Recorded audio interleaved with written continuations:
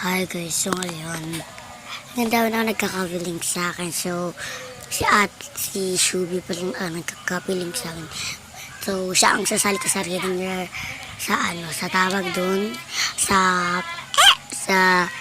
tawag dun sa bullet and part ko. Kasi, sabi ni TikTok, huwag ka nagkapiling ka daw, way ka daw na invite ng maraming pong member. Ako tayo, magkapiling na kayo, bilis na ate ko. May malungkot din po na kwenta si Ma'am Shubi kasi ano po siya noon. Kasi nagulit yung tita ko. Parang dumami yung views niya. Tapos ba't iba yung profile? Yung pala ayan ng mukha ni Ma'am Shubi. Kasi sabi ng tita ko, ay na lang daw yung account niya. Huwag na lang daw yung Ma'am Shubi. Gawa lang daw siya ng bagong account. 300. Ang bago ni ate bago makuha ni ate Shubi yun.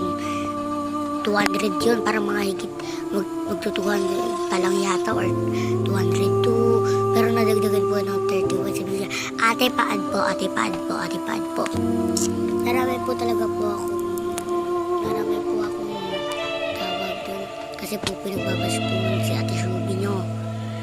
Kasi sabi sa kanya, kasi mayroon kasi mga lalaki na gusto niya rin na nakaw sa ate. Kasi sa ate parang papaganda siya ng avatar. Bago natin sa Brookhaven, pagpaganda ng avatar. Pag ng avatar, sinasabihin ng ate ko ng mga bastos. Ganon. Sinasabi niya bastos daw. Kaya wala akong magawa. Because sayaan na lang natin yan, te. Hindi na namin yung pinansin. Kaya po, please, papalo po siya. Maraming sa lahat nagpapalo. Bye!